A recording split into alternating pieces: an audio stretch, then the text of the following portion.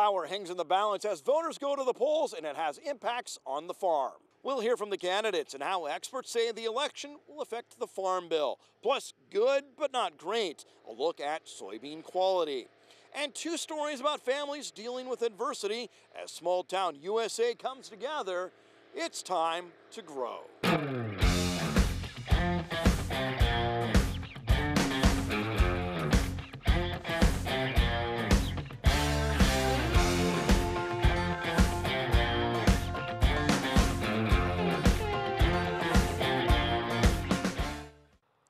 Welcome to the program. As Americans head to the polls Tuesday night, it has implications on the farm, especially in terms of the next farm bill, and that's our top story. The checks in the mail for some farmers as part of the federal safety net. The funds were recently announced, even as the farm bill has lapsed. We seem to be in a stalemate, and there's not much give or take on negotiations because each side perhaps is hoping that its leverage will get better.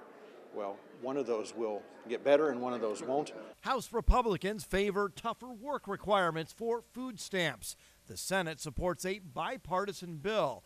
So if Democrats take control of the House, it could lead Republicans to get a bill passed before the balance of power shifts.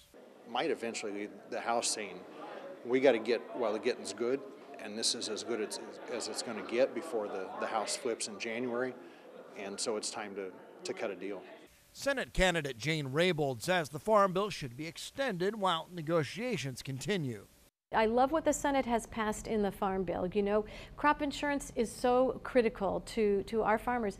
But what is alarming, though, the farm bill has lapsed. Senator Deb Fischer serves on the Ag Committee. She says cotton growers are fighting for more, and it could come at the expense of Midwest corn and soybean growers. There's some strong negotiation going on between my friend Pat Roberts, the chairman of the Senate Ag Committee, and Representative Conaway in trying to get this settled because all of our producers want to be able to have some certainty, and I'm very hopeful that we're going to be there. Libertarian Jim Schultz has a different view on farm policy. What I would like to see is less government supports for excess production, but also including new options like industrial hemp. Farm policy experts like Brad Lubin say food stamps is the key issue, not crop insurance or the safety net, and it all hinges on the election. It will change the leverage of where we're currently at. And if you want to go in depth, we've got interviews with the candidates on our website. We talked at length with each one, so go beyond the podium at Nebraska.tv and see where they stand on the issues. And when it comes to those farm safety net payments, it might not add up to much. Over time, we saw $600 million plus on the 14 crop and again on the 15 crop. I believe we saw $500 million plus on the 16 crop. And now on the 17 crop, combined is something less than $130 million. The 2014 Farm Bill gave producers a choice, as we know, between 2 programs, ARC or PLC. Most chose ARC. Brad Lubin says total farm program payments exceeded $600 million in the first year of the program. New research shows biotech firms can do well by doing good. Research done by the University of Nebraska finds companies can profit by lowering the price of genetic modified technology in hunger-stricken areas. The economists say the assumption is when a company develops a new seed trait, they should maximize profits. But research shows they can profit by giving away technology to impoverished areas. Technology was the subject of our most recent poll question. We looked at the issue of cell-based meat, also known as fake meat. Should it be regulated by the USDA, just as animal agriculture is, or regulated by the Food and Drug Administration? Cattlemen favor USDA, and so do you. These new alternatives, though, they want to be under FDA jurisdiction. It's interesting to note these companies want consumers to know their products are not traditional meat because they actually think it's an advantage, thinking consumers will choose pig-less pork and cow-free beef. And we want to know how harvest is in your neck of the woods. All done on beans, all done on both corn and beans, or maybe a few days to go, or even longer. Follow NTV's Grow on Twitter to weigh in. A lot of growers tell us the corn crop looks especially good, but when it comes to beans, good, but not great. Sometimes you just have to laugh. It's nice and yellow on the other side. Jerry Stair gets on the radio to talk through a problem as harvest rolls on.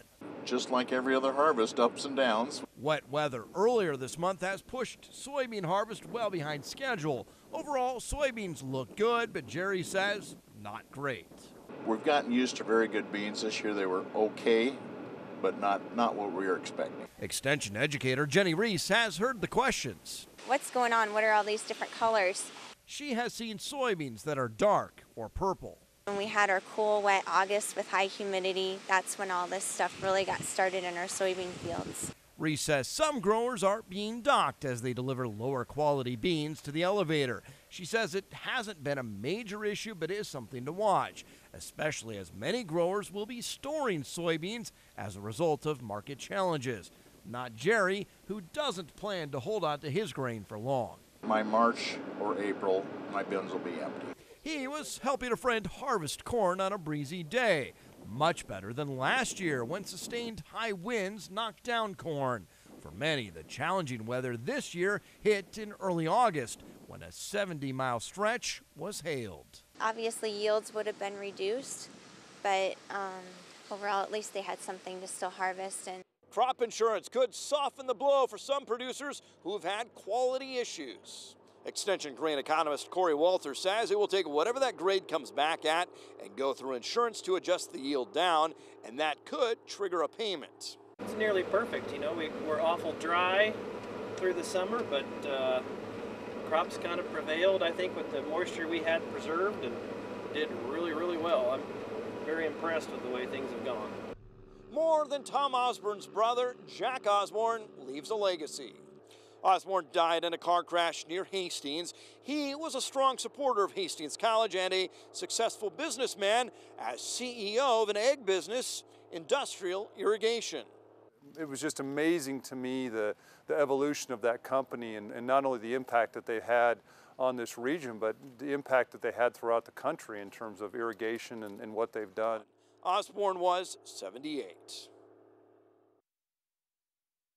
Later, we meet a farm family that's overcome adversity. Up next, a look at some of the quality issues in soybeans.